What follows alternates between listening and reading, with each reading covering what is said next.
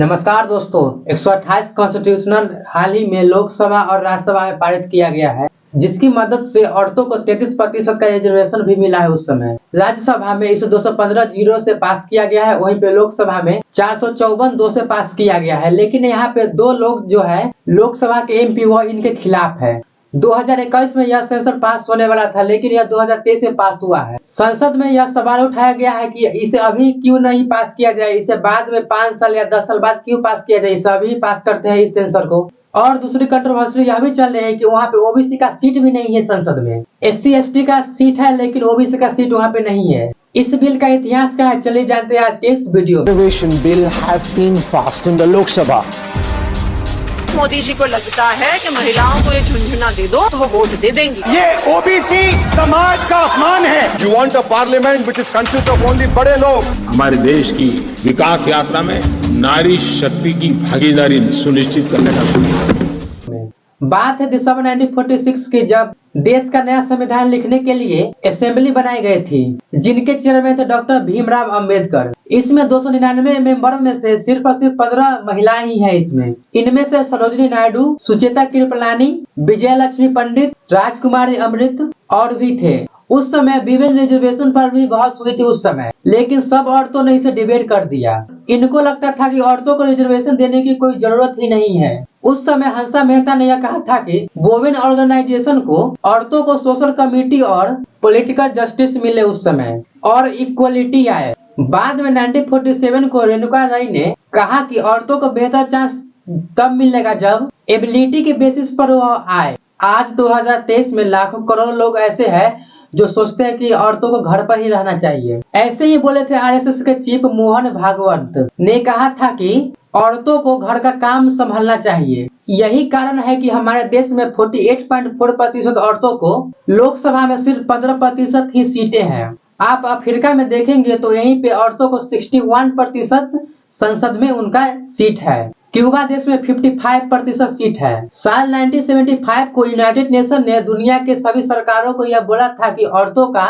Status को लेकर हमें रिपोर्ट दे, लेकिन यहीं पे हमारे देश में पॉलिटिकल पार्टी पीछे हट जाती है औरतों को आगे करने में। साल 1983 को कर्नाटक में थी जनता पार्टी की सरकार, न्याय पंचायत एक्ट को लेकर आई और औरतों को 25% रिजर्वेशन दिया उसी वक्त। नेशनल लेवल की बात की जाए तो साल 1987 को प्राइम मिनिस्टर राजीव गांधी जी एक कमेटी बैठाते हैं, जिसमें महिलाओं को 1/3% रिजर्वेशन दिया जाता है उस समय। लेकिन इसे लोकसभा में पास कर दिया जाता है, लेकिन इसको राज्यसभा में पास नहीं किया जाता है। अगले प्रधानमंत्री बनते हैं PM नरसिम्हा राव। उनके वक्त 33% रिजर्वेशन दी जाती है। जो चीज कर्नाटक में थी वो अब पूरे देश में पारित कर दिया गया था, लेकिन उस समय में भी औरतों को रिजर्वेशन नहीं दिया गया पार्लियामेंट में। लेकिन कई मेंबर प्रोटेस्ट करते ओबीसी को लेके। उमा भारती उस वक्त थी MP खुजराहो से। वह डिमांड करती है कि औरतों को भी रिजर्वेशन दिया जाए पार्लियामेंट में। उसके बाद इस प्रस्ताव को भेज दिया जाता है कमेटी के पास। इस कमेटी में कई बड़े बड़े नेता थे, नीतीश कुमार, उमा भारती, ममता बनर्जी और सुषमा स्वराज। यह कमेटी कहती है कि SC और ST का रिजर्वेशन है, लेकिन OBC का रिजर्वेशन नहीं है। लेकिन यह रिजर्वेशन उस समय पर भी पास नहीं हो पाता है। अगले प्रधानमंत्री बनते हैं अटल बिहारी वाजपेयी, लेकिन उनके समय पर भी यह बिल पास नहीं हो पाता है।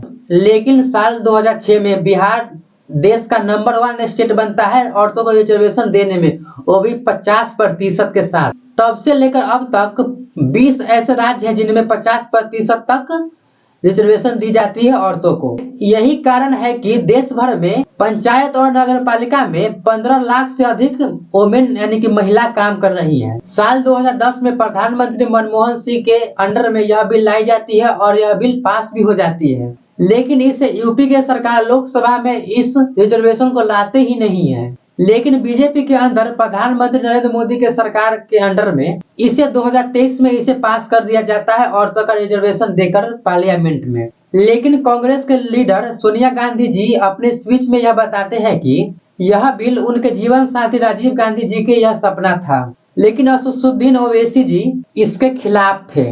वह चाहते थे कि मुस्लिमों का भी इसमें रिजर्वेशन हो। अगर रिजर्वेशन धर्म के नाम पे होने लगा तो इधर सिख की औरतें भी हैं, क्रिश्चियन हो गया, बौद्ध धर्म भी हो गया, यह सब के सब रिजर्वेशन मांगने लगेंगे। साथियों, आशा करता हूँ कि यह वीडियो आपको इन्फॉर्मेशन लगी होगी। वीडियो पसंद है तो वीडियो को लाइक और सब्सक्राइब करें। बहुत बहुत धन्यवाद।